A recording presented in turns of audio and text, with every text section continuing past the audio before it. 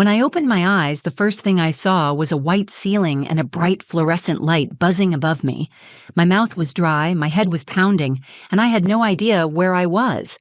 A nurse leaned over and smiled like she knew me. She said, "Good morning, Jessica. You were in a car accident, but you're going to be okay." I blinked at her. I couldn't remember my name. I didn't know why I was in that bed or what day it was. I asked, "Is someone here for me?" And she said my husband was on his way. Michael walked in 15 minutes later, his face pale but composed. He took my hand gently and smiled in that quiet way he always does, like he didn't want to upset me. "You're safe," he said. "You had a concussion. You were unconscious for a couple of days, but the doctors said it's temporary. Your memory will come back." He didn't cry. He didn't ask how I felt. He just told me I was safe and everything was fine. That night, I lay awake in the hospital bed, trying to remember my daughter's name. I knew I had a daughter. I remembered coloring books and stuffed animals. I remembered little pink shoes on the hallway floor. But her face wouldn't come into focus. I kept repeating it in my head. "You have a daughter. Her name is Lily." When they discharged me, Michael drove me home. He talked the whole way, filling the silence with stories about Lily, about how she missed me, about how I'd be back to normal soon. I nodded, but something felt wrong. The words made sense, but my heart didn't match them. My memory was a patchwork quilt with missing pieces. I tried to hold on to the ones I had. Lily ran to me when I walked through the front door. She wrapped her arms around my legs and said, "Mommy, you're back." I knelt down and hugged her as tightly as I could. She smelled like cinnamon and crayons. Her voice was the first thing that felt real. Michael stood back, watching us, smiling like he was proud of how well everything was going. He said he'd ordered pizza for dinner and that I should lie down if I felt dizzy.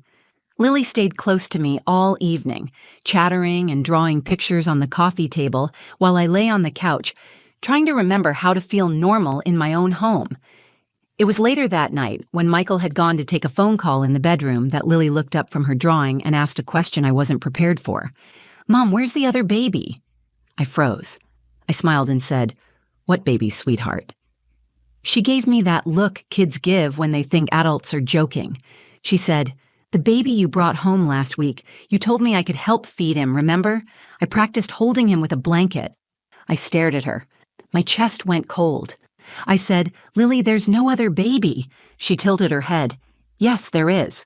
He was here. His name started with a B, like Ben or Billy, and you said I'd be the best big sister in the world." I didn't know what to say. My mind raced, trying to grab onto something solid. I laughed nervously and said, "I think you had a dream, sweetie." But her face changed. She wasn't joking. She looked frustrated, like she knew I was lying.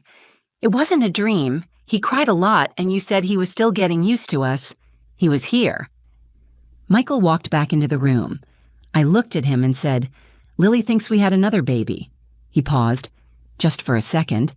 Then he smiled and said, "She's been saying that since your accident."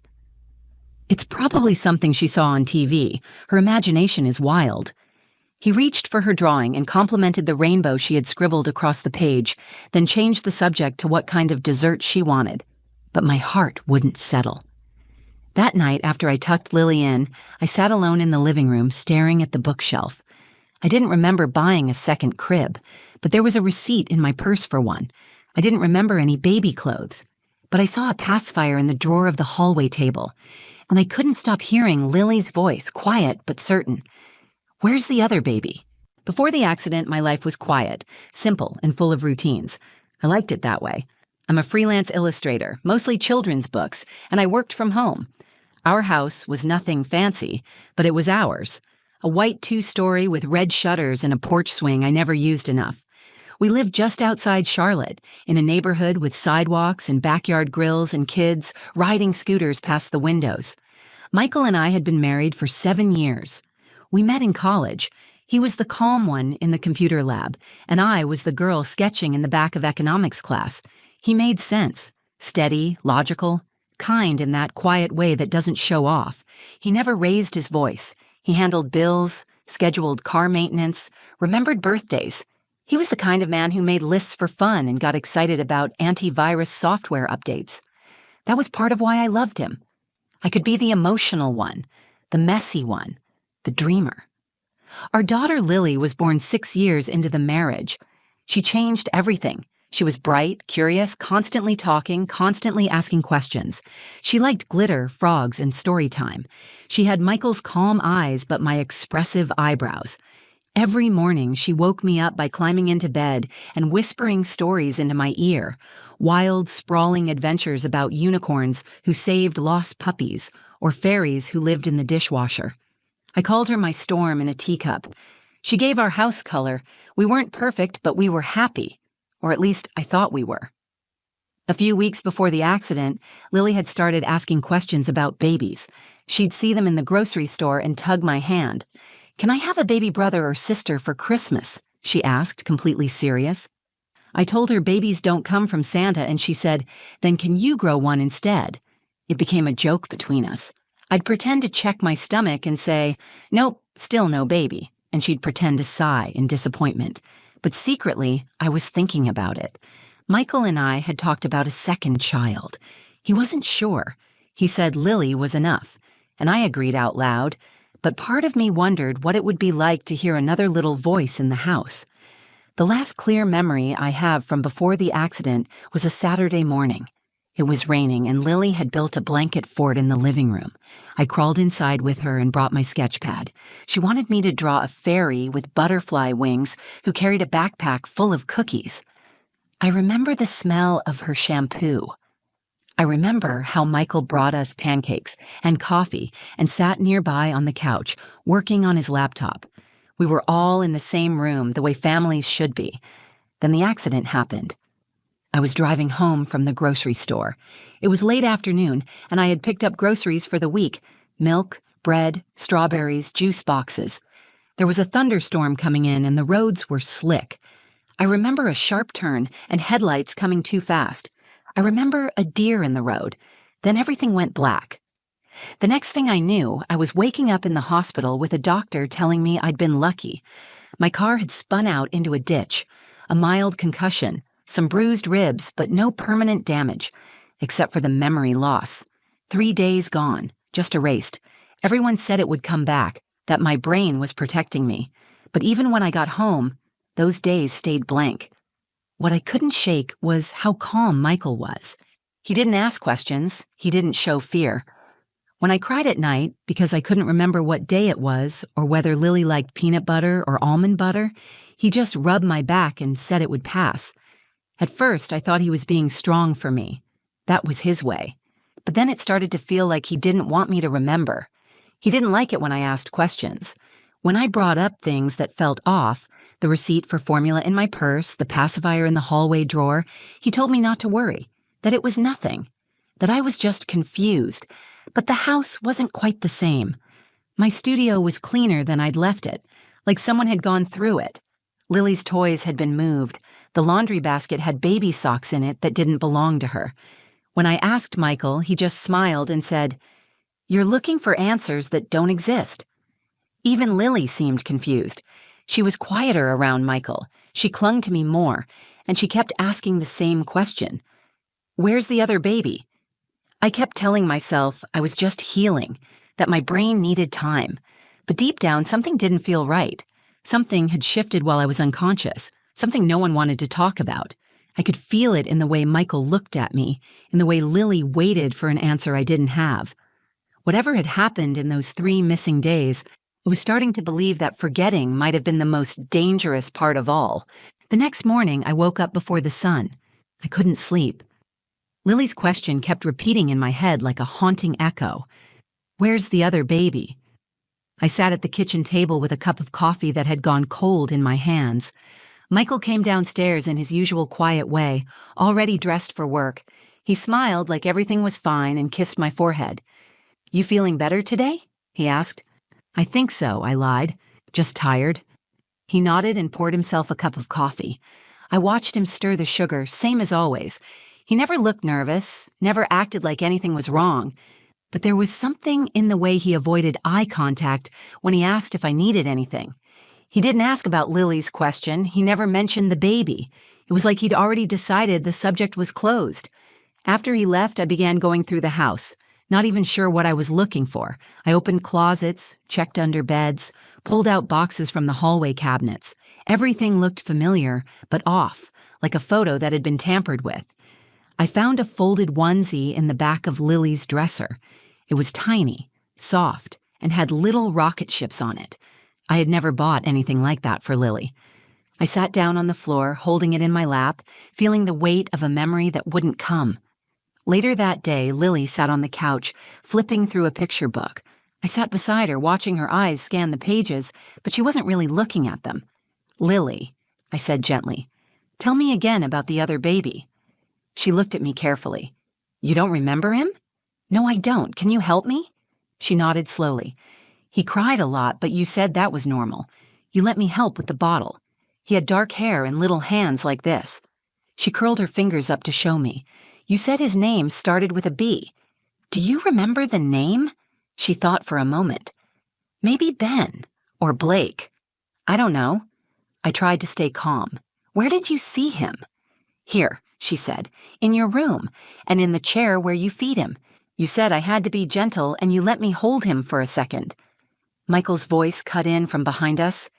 "Hey, what are you two talking about?" Lily looked up. "The baby." Michael smiled, but it was strained. "Sweetheart, remember what we said? Mommy's still getting better. Sometimes dreams feel real when we're little. That's probably what it was. Just a dream." Lily didn't respond. She just looked back at her book, lips pressed together. Michael turned to me. "You're feeding this idea. It's not helping her. Or you." I stared at him. "Where did the onesie come from?" "What onesie?" "The one in Lily's dresser. The rocket ship one." He shrugged. "You probably bought it years ago. People give us baby stuff all the time. Maybe it was a hand-me-down." I didn't believe him, and I could tell he knew I didn't. He kissed my cheek and told me he'd be home late. After he left, I called my sister. Emily answered on the second ring. "Hey, you okay?" "I need to ask you something weird," I said. "Do you remember me having a baby?" There was a pause. "What do you mean?" "Before the accident. Do you remember seeing me with a newborn?" Another silence. "Em?" She sighed. "Yeah, I didn't know if I should say anything. You brought a baby to Mom's house. You said his name was Ben. You looked tired but happy. That was a few days before the accident." I felt like the floor shifted under me. "Emily, I don't remember that at all. Michael says there's no baby. He says Lily made it up." "She didn't. I saw him. He was real." I hung up and sat in my room for over an hour without moving. My arms felt heavy. My thoughts raced in circles. If I had a baby, where was he now? Why would Michael lie about it? Why wouldn't anyone else say something?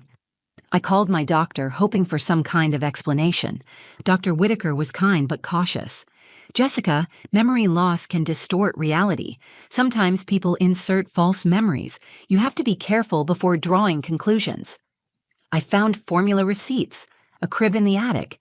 Emily says she saw the baby. My daughter remembers holding him. "Has Michael confirmed any of this?" "No," I said. "He denies it all."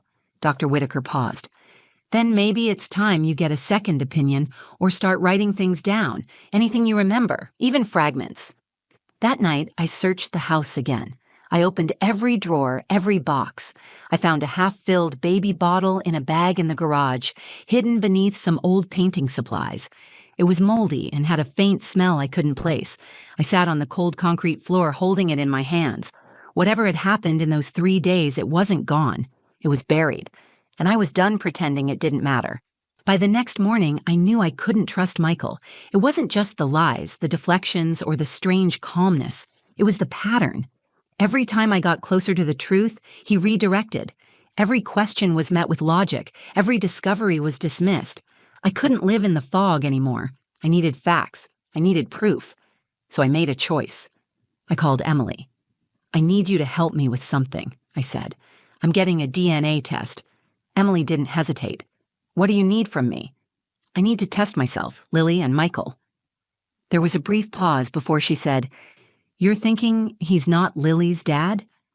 "I don't know what I'm thinking," I admitted, "but I need something solid. I don't even know if I can trust my own memories, but blood doesn't lie." That afternoon, I picked Lily up from school and took her to Emily's place. I told her it was just a fun visit with Aunt Em while I took care of some errands. Then I drove to a private DNA testing lab across town. I walked in with a plastic bag containing a few strands of Michael's hair I had pulled from his brush that morning. I had already swabbed my cheek and Lily's. I handed everything over without saying a word. The technician glanced at the items, nodded, and said the results would take a few days. I signed the form and walked out with my hands shaking. It felt like I had just opened a door I couldn't close again. That night, Michael noticed something was off. He asked if I was okay. I told him I was tired. He watched me closely, probably sensing the change in me. But I didn't offer anything, and he didn't press. He never did. That was the most dangerous thing about him. His silence. It gave him control. It made you question whether the problem was even real. Over the next few days, I started writing everything down. Every moment I remembered from the past few weeks, every item I found, every strange comment from Lily. I created a timeline, tried to fill in the blanks. I cross-checked it against receipts, notes on my phone, text messages. Most of my phone data was gone, cleared. I asked Michael about it, and he said I must have reset it during the accident. I didn't remember doing that. I didn't remember much at all. I started having flashes, short, blurry memories that came and went like wind through a broken window. A baby crying in a quiet room, my hands shaking as I held a bottle. Michael's voice telling me everything would be okay, the sound of my own voice screaming. Then nothing. One night, Emily came over to help me clean out the attic. We pulled down boxes, looked for anything that could explain what I had forgotten. Near the back, hidden behind stacks of old holiday decorations, we found it. A bassinet. Clean, unused, folded neatly in a bag. Alongside it was a pack of unopened diapers and a receipt dated 2 weeks before the accident. Emily handed me the receipt with wide eyes. This wasn't for Lily. I know. We sat on the attic floor for a long time. I held one of the tiny diapers in my hands and stared at it like it might talk. He was real, I said. I know he was. Then where is he? Emily asked. That was the question I couldn't answer. 2 days later, the DNA results came in. I opened the email alone in the bedroom, my heart pounding so loud I could barely think. I clicked the link, entered the access code, and stared at the words on the screen. Lily Morgan. Biological child of Jessica Morgan. Not a biological child of Michael Morgan. The room went silent. It was like my brain stopped processing sound. I read the line again. Michael wasn't Lily's father. I had no idea what that meant. I had never cheated. We had always been together. Unless this was something I had forgotten too, or unless Michael had done something much worse. I printed the results and placed them in my bag. I didn't say anything that night. I watched him tuck Lily into bed, like nothing was wrong, like we weren't living inside a lie. I listened to her say, "Good night, Daddy," and watched him smile. The next morning, I waited until he left for work, then called Dr. Whitaker. I told her everything, the test results, the baby my sister remembered, the flashes of memory I couldn't explain. She was quiet for a moment, then said, "Jessica, I think it's time you asked for your hospital records. All of them, labor and delivery, too." "I didn't give birth," I said. She paused again. "Not according to your memory." That afternoon, I drove to the hospital with Emily. I requested my full file and waited in the records office for almost an hour. When they handed me the folder, I flipped through the pages quickly, scanning discharge dates, visit notes, surgical summaries. Then I found it. Delivery. Infant male. Born at 39 weeks. Healthy. Discharged into family custody. His name was listed as Benjamin Morgan. I stared at the line until the words blurred. I had a son, and he was gone. I sat in the parking lot of the hospital, holding the file in my lap. Emily sat beside me in silence. The name on the document felt like a punch to the chest. Benjamin Morgan, my son. Born 2 weeks before the accident. Healthy. Discharged into family custody. I had no memory of the birth, no memory of labor, no memory of holding him for the first time. Emily reached over and touched my arm. "We need to talk to Michael." I nodded, but I wasn't ready. Not yet. I needed to understand what I was walking into. I drove home in silence. my fingers trembling on the steering wheel, my mind racing through every strange moment of the last few weeks. Michael's calm explanations, his deflections, the tension that had been building since the moment I woke up in that hospital bed. When we got to the house, I asked Emily to stay with Lily while I waited for Michael to come home. I laid the hospital documents on the kitchen table. I sat at the end of the table and waited, heart pounding with each passing minute. At 6:14 p.m., the garage door opened. Michael walked in holding a grocery bag and a bottle of wine. He looked surprised to see me sitting there. "Hey," he said cautiously. "Everything okay?" I stood. "Sit down." He looked at me, then at the table. His eyes found the folder. His smile vanished. He didn't ask what it was. He didn't ask why I had it. He just sat down slowly, placed the bag on the floor, and folded his hands in front of him. "You lied to me," I said. My voice was calm, but my whole body was vibrating. "You told me there was no other baby. You told me Lily made it up. You said I was confused." Michael stared at the table. "Jessica." "I have hospital records," I said. "I gave birth to a son, Benjamin, 2 weeks before the accident." His shoulders dropped, and he let out a breath like a man surrendering. "I was trying to protect you," he said quietly. "From what?" I demanded. "You don't remember what happened after the delivery. You don't remember what you said, what you asked me to do. What did I ask you to do? You didn't want to keep him." My stomach turned. "That's not possible." "You were struggling," he said, still not looking at me. "After Benjamin was born, you couldn't sleep. You couldn't hold him. You said he didn't feel like yours. You had a panic attack in the hospital. They kept you for observation. You begged me to take him away." "I don't believe you," I said. "You're lying to cover up something worse." "I'm not," he said. "Jessica, you were terrified of him. You didn't even want to name him. You said you needed space, time to heal." I sat back, feeling the room spin. My own body felt foreign. "Why didn't anyone tell me?" "You made me promise," he said. "You said if you forgot, it would be better, that we could go back to how it was. You didn't want to remember. I thought I was doing the right thing." "Where is he?" I asked, my voice cracking. Michael hesitated. "He's safe. He's with my sister. I've been sending her money. She's been taking care of him." I stood. "You hid my child from me. You weren't ready, Jess. I was trying to hold everything together. You were breaking apart, and I didn't know what else to do. I didn't want to lose you." Tears ran down my face, but I didn't wipe them away. "You already lost me when you decided to take away my choice." Michael finally looked at me. His face was pale. "I thought I was doing what you wanted." "You don't get to decide that for me," I said. "Even if I said those things, even if I was scared, you should have told me the truth. You should have let me remember him." We sat there in silence for a long time. "I want him back," I said finally. "I want to see him." Michael nodded. "I'll call my sister."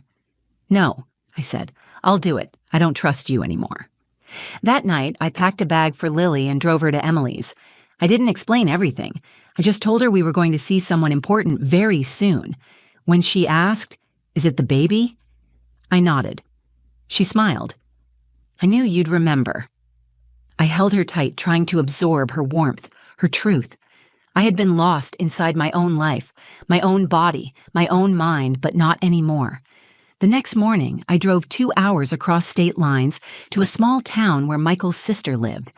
I knocked on the door, my heart pounding in my chest. When she opened it, she looked surprised, then guilty.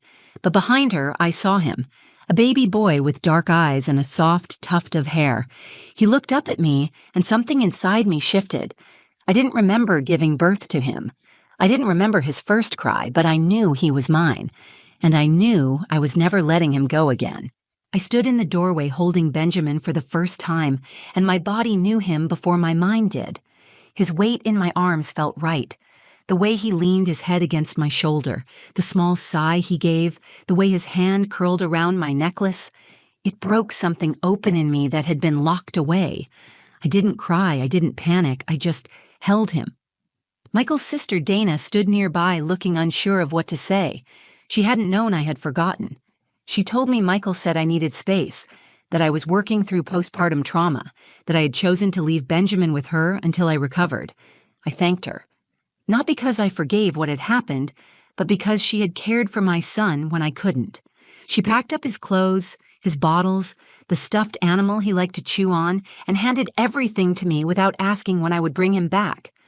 I drove home with Benjamin in the back seat. I kept glancing in the mirror, not to check traffic, but to look at him. He stared back at me with big, curious eyes.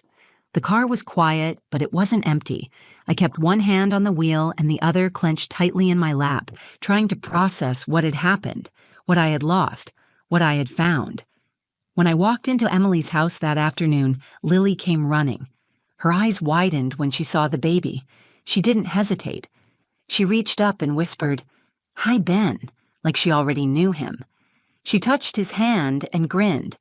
I don't know how she remembered more than I did, but somehow she had held onto him in her heart.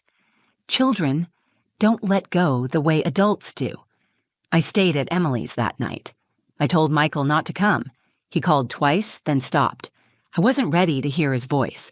The damage wasn't something a conversation could fix. In the days that followed, I started therapy. Real therapy. Not the kind where you say you're doing fine just to get cleared for discharge. I told the truth about my memory loss, about the gaps I still couldn't fill, about the fear that I might never be the kind of mother Benjamin deserved. My therapist told me healing didn't mean remembering everything. Sometimes it meant accepting what was real now and choosing what to do with it. I chose to fight for full custody. Michael didn't contest it. Whether it was guilt or resignation, I'll never know. He moved out. He visits Lily occasionally, but she doesn't ask for him much anymore. Not the way she used to. I think she feels the shift too. Benjamin is 8 months old now. He crawls faster than I can keep up with and likes to pull Lily's hair when she leans too close. She laughs and tells him he's annoying in the same way only a big sister can. Every night she kisses his forehead before bed and says, "I'm glad you came back." We moved to a smaller house on the edge of town, one with a fenced yard and a sunroom where I set up my art studio again. I've started drawing new stories, ones that are messier, harder, but more real, ones that come from places I used to avoid. Sometimes I include a mother with tired eyes and a little girl who keeps her grounded. Sometimes I draw a baby boy with a quiet smile and hands full of light. When people ask what happened, I tell them I was in a car accident and lost 3 days of my life. I tell them I came home and didn't know I had a son. I tell them I found out the truth in pieces, through receipts, questions, silence, and instinct. I tell them what it felt like to have your world rearranged without your consent, to be lied to by someone who claimed to love you, and to climb your way back to the truth one broken moment at a time. I also tell them the truth saved me, not all at once, not in a single dramatic moment, but in layers, in therapy sessions, in midnight feedings, in bedtime stories, in watching my children grow up in a home where they are not secrets, where they are safe. I used to think memory was everything, that if I couldn't remember something, I couldn't be trusted to feel it, but now I know better. I didn't remember Benjamin's birth, but I feel our bond every time he falls asleep on my chest. I feel it when he laughs at Lily's knock-knock jokes. I feel it when I hold his hand and it fits perfectly into mine. The past may be fragmented, but the future is mine to shape. And I'll shape it with honesty, love, and the quiet strength that comes from surviving something that tried to break me. I don't need Michael. I don't need the version of our life he tried to preserve with lies. I have Lily. I have Benjamin. I have myself, finally whole. And now I have the truth. That's enough. Thank you for listening to my story. If it moved you, if it made you think about trust, motherhood, or the importance of truth, I'd love to hear your thoughts. Share your experience in the comments. I read every single one. Please give this video a like if it resonated with you. Share it with someone who might need to hear it today. And if you want more real stories, raw, honest, and unfiltered, subscribe to the channel. There's more to come, and I'd be honored to have you here. Take care of yourself, and remember, no matter how lost you feel, the truth has a way of finding you.